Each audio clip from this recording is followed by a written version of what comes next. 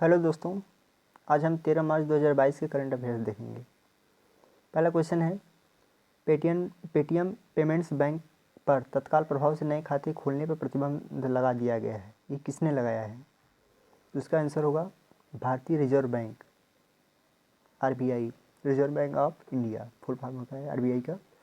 भारतीय reserve bank की स्थापना भारतीय रिजर्व बैंक अधिनियम 1934 के प्रावधानों के अनुसार 1 अप्रैल 1935 को हुई थी और 1949 में इसका राष्ट्रीयकरण हुआ। इसके वर्तमान में गवर्नर कौन है? शक्तिकांत दास। दूसरा क्वेश्चन है, राष्ट्रीय चिकित्सा आयोग ने किस परीक्षा के लिए अधिकतम आयु सीमा खत्म कर दी है? इसका आंसर होगा NEET UG, NEET under graduate. NEET का फुल फॉर्म होगा National Eligibility and Entrance test.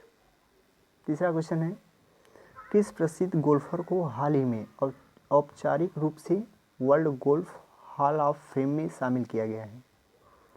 इसका आंसर होगा टाइगर वुड्स। कहाँ के हैं? अमेरिका के। अमेरिका के गोल्फर टाइगर वुड्स को world golf hall of fame में शामिल किया गया है।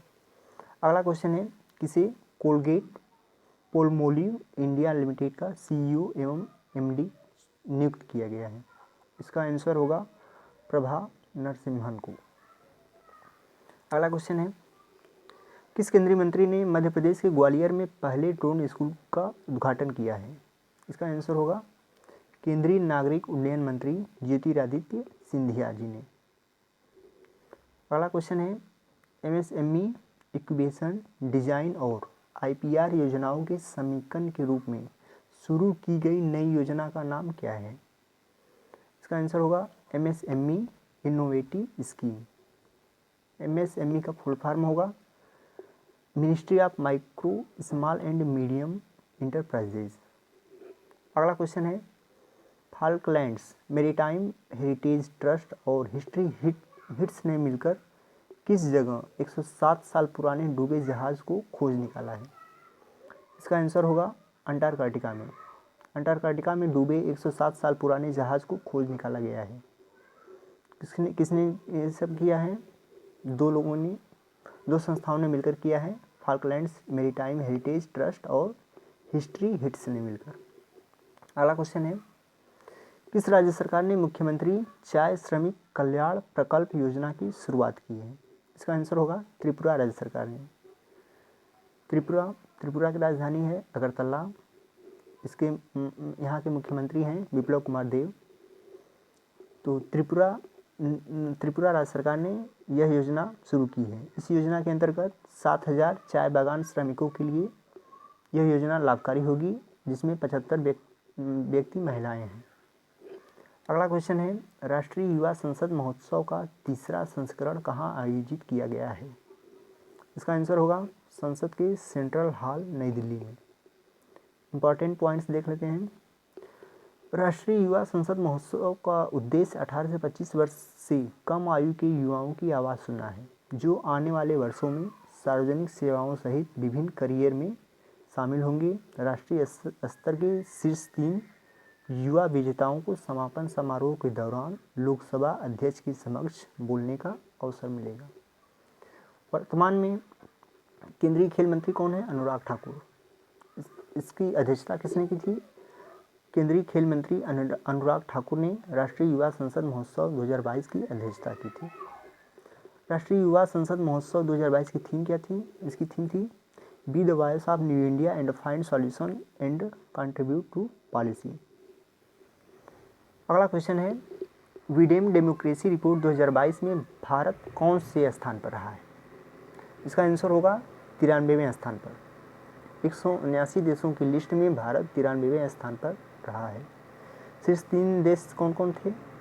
पहला स्थान पर है स्वीडन, दूसरा स्थान पर है डेनमार्क, तीसरे स्थान पर कौन है? नॉर्वे। अगला क्वेश्चन है, किस केंद्रीय मंत्रालय के द्वारा ड्रोन और ड्रोन घटकों के लिए पीएलआई योजना की घोषणा की गई है? इसका आंसर होगा नागरिक उड्डयन मंत्रालय।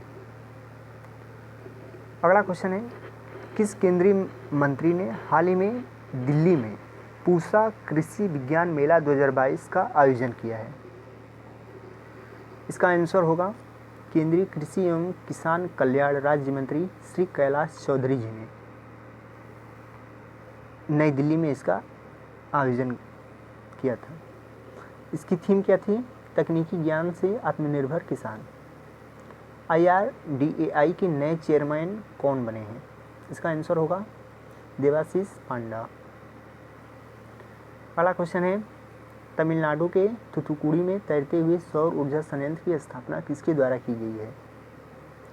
इसकी स्थापना पेट्रोकेमिकल इंडस्ट्री कॉरपोरेशन लिमिटेड द्वारा की गई है और इसका उद्घाटन किसने किया? तमिलनाडु राज्य के मुख्यमंत्री MK स्टालिन ने।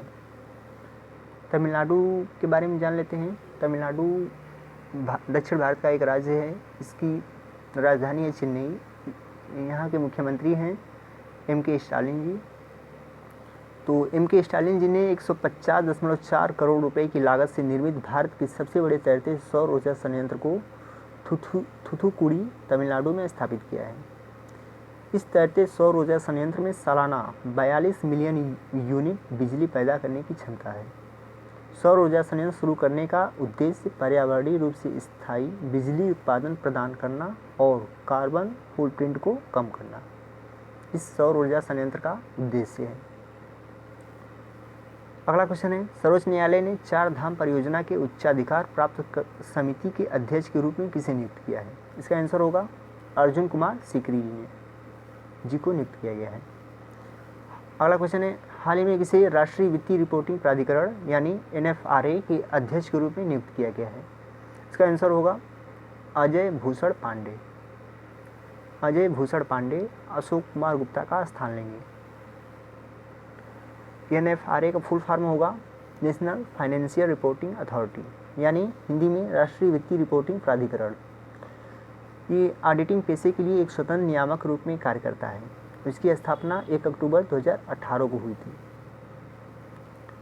अगला क्वेश्चन है, विश्व कप के इतिहास में सर्वाधिक विकेट लेने वाली पहली गेंदबाज कौन बनी है?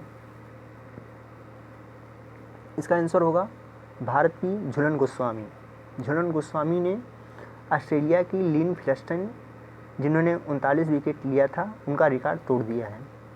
अपने करियर का 5वां विश्व कप खेल रही भारतीय गेंदबाज झूलन गोस्वामी न्यूजीलैंड के खिलाफ विकेट कीपर कैटी मार्टिन को आउट करके ICC महिला ODI वर्ल्ड कप के इतिहास में सर्वाधिक विकेट लेने वाली गेंदबाज बन गई हैं। अगला क्वेश्चन है, किस राज्य सरकार द्वारा सुषमा स्वराज पुरस्कार की घोषणा की गई है? इसका आंसर होगा हरियाणा राज्य सरकार द्वारा। हरियाणा भारत का उत्तरी भारत का एक राज्य है। हरियाणा की राजधानी है चंडीगढ़। यहाँ के मुख्यमंत्री हैं मनोहर लाल खट्टर। अगला क्वेश्चन है, हाल ही में किस राज्य में तैरते हुए सौर ऊर्जा संयंत्र की स्थापना की गई? ये तो क्वेश्चन ऊपर हो गया है। अगला क्वेश्चन देखते हैं, हाल ही में केंद्रीय कैबिनेट द्वारा किसके गठन को मंजूरी दी गई है? इसका आंसर होगा राष्ट्रीय भूमि मुद्रीकरण निगम।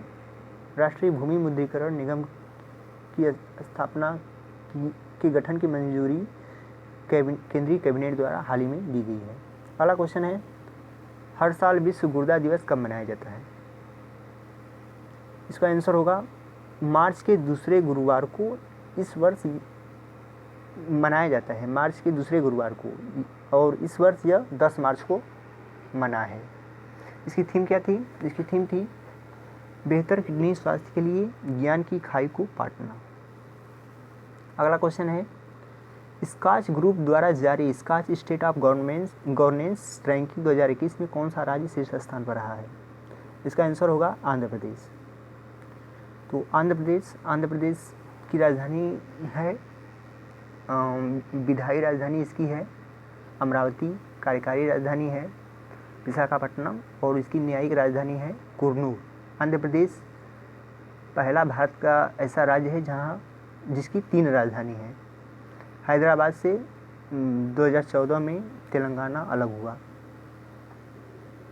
तो इम्पॉर्टेंट पॉइंट्स इसके देख लेते हैं। Skoch state of governance report एक वार्षिक रिपोर्ट है जिसमें राज्यों को राज्य, जिला और नगर पालिका स्तर पर विभिन्न परियोजनाओं में उनके प्रदर्शन के अनुसार रैंकिंग दी गई है। आंध्र प्रदेश ने लगातार दूसरे वर्ष नंबर 1 स्थान प्राप्त किया है, अर्थात 20 की रिपोर्ट में भी आंध्र प्रदेश को पहला स्थान प्राप्त हुआ था। टॉप 3 राज्य कौन कौन से हैं? पहला आंध्र प्रदेश है, दूसरा पश्चिम बंगाल है, तीसरा उड़ीसा। इसके जारीकर्ता कौन है? स्काच ग्रुप। अगला क्वेश्चन है ISSF शूटिंग विश्व कप 2022 की पदक तालिका में कौन सा देश शीर्ष स्थान पर रहा है? इसका आंसर होगा भारत। इंपॉर्टेंट पॉइंट्स देख लेते हैं। भारतीय निशानेबाजों ने मिस्र के काहिरा में आयोजित ISSF वर्ल्ड कप 2022 में कुल 7 पदक जीते हैं, जिनमें 4 स्वर्ण, 2 रजत एवं 1 कांस्य पदक शामिल है। तो इस सूची में टॉप 3 देश देख लेते हैं। पहले स्थान पर है भारत, जिसने 7 पदक जीता है। दूसरे स्थान पर नॉर्वे है, जिसने 6 पदक जीता है। और तीसरे स्थान पर है फ्रांस, जिसने 3 गोल्ड केवल जीता है, 3 पदक जीता है, जिसमें तीनों गोल्ड हैं। अगला क्वेश्चन है भारतीय रेलवे के पहले गति शक्ति कार्गो टर्मिनल को कहाँ शुरू किया गया है? इसका आंसर होगा थापर नगर, झारखंड। इंपॉर्टेंट पॉइंट्स इसके हैं।